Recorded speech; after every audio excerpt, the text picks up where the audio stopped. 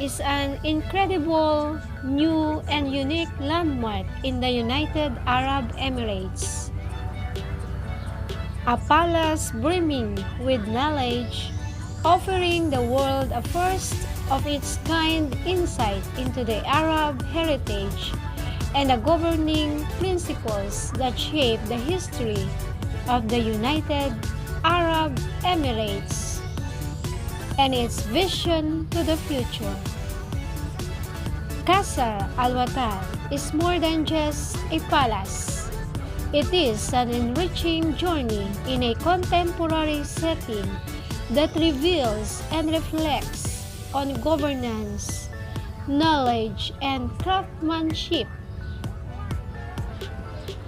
The palace offers you a unique opportunity to marvel at majestic hallways, and that is sure to leave you with a meaningful experience.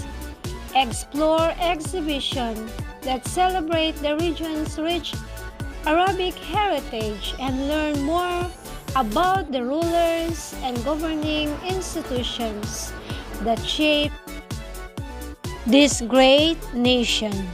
You will also gain a deeper appreciation of the innovations that will drive this country's future. Qasar Al Watan, known as the Palace of the Nation, is a unique cultural landmark that reflects the vision of the United Arab Emirates, its cultural heritage and values of humanity that shape the history on which it was built. Set amid the 380,000 square meter presidential palace courtyard, it also hosts the official offices of the President of the UAE, Vice President, and Crown Prince of Abu Dhabi. More than a traditional palace, Qasar Al Watan pays tribute to the Arab region's artistic and cultural heritage. As one of the few presidential headquarters in the world that has opened its doors to the public, Qasar Al Watan invites visitors to gain a deeper understanding of the UAE's governing traditions and values by exploring a well-preserved legacy of knowledge and tradition. Visitors will have the unique opportunity to explore the splendor of Islamic architecture through the majestic hallways of the palace as they delve into a world of fascinating exhibitions and artifacts and architecture.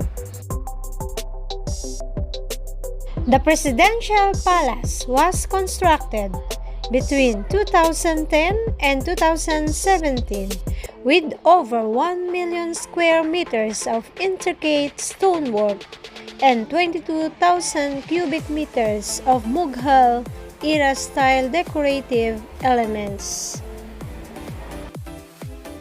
Qasar Al Watan's facade is made of white granite and limestone and has intricate designs inside and out. A total of 149,000 unique pieces of silver, crystal, and china were also used within the presidential banquet. The building includes a dome with a 37-meter diameter and a chandelier made with 350,000 pieces of crystal. This Abu Dhabi palace cost $490 million and spanned an incredible 2 million square feet. It took 150 million hours to build the palace. That's the combined efforts of all the workers involved in its construction. There are 5,000 unique geometric and floral patterns that have been designed especially for decorating the Qasar Al Watan, inspired by iconography across the Arab world. Each door in the palace took 350 hours to construct. They're made of solid maple, selected both for its pale color and its durability. The detailing is carved by hand and embellished in 23-karat French gold.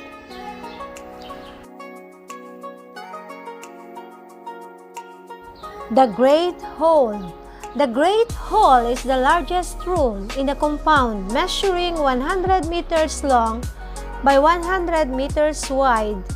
Its soaring dome is the architectural highlight and one of the largest in the world, with a diameter of 37 meters. The room was designed to reflect a sense of vertical proportion by division in thirds, with the first skyline measured at 6.1 meters, the second at 15.5 meters, and the third at 21 meters. There are 4 mirrored cubes that have been placed cleverly inside the Great Hall.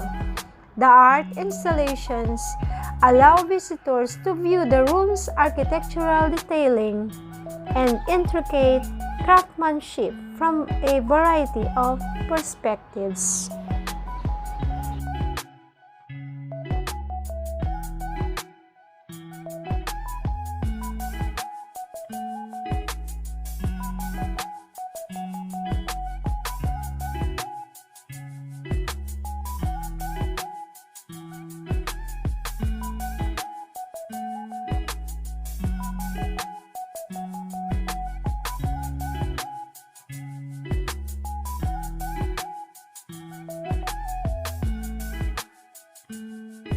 The Presidential Banquet Hall.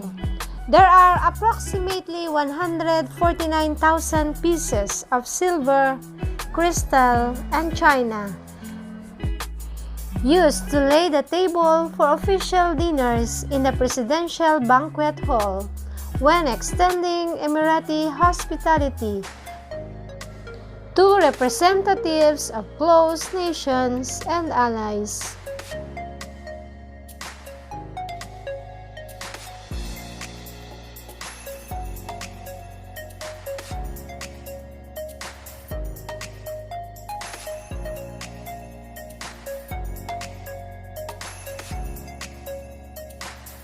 The Presidential Gifts. There are 3 things to consider when choosing a presidential gift: culture, religion, and personal taste. The Presidential Gifts collection at Qasar Al Watan is just a selection of the diplomatic gifts the UAE has received from dignitaries during state visits, including carpets from Turkmenistan, an ornate sword and shield from Kazakhstan, armor from Japan, and a beautiful khanjar from Oman.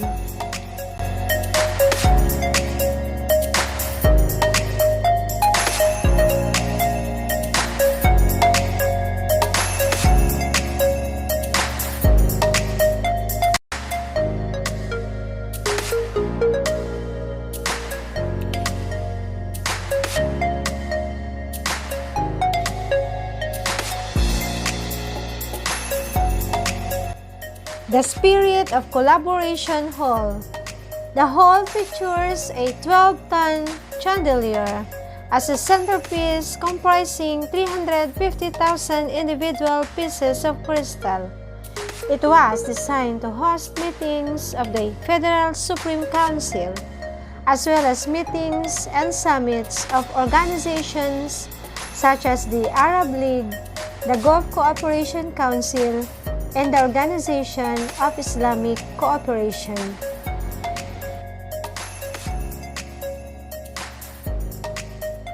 Power of Words, the story behind the Sheikh Zayed-inspired sculptures at Qasar Al Watan.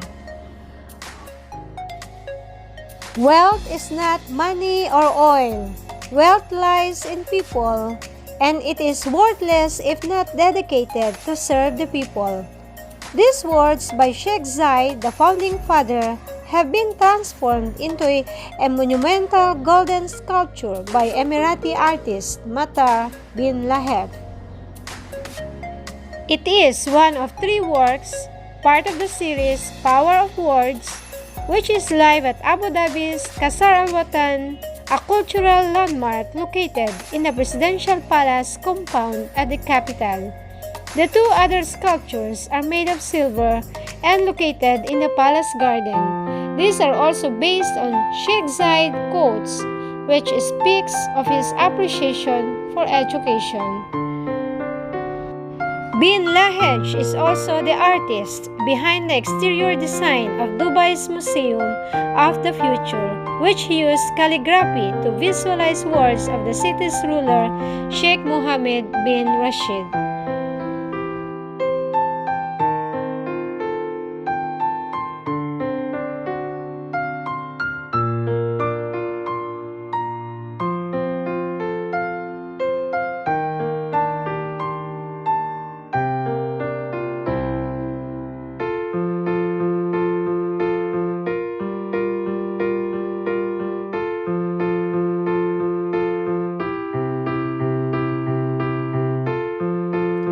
Unlock a legacy of knowledge told through an incredible collection of timeless literature, envisioned by His Highness the late Sheikh Zayed bin Sultan Al Nahyan. Qasar Al Watan Library is aimed at preserving and sharing centuries of Arabian knowledge and culture with the world, featuring a collection of 50,000 books from the various ages of Arabian scholarship. This library is an expansive space where history and knowledge help inspire and mold the future.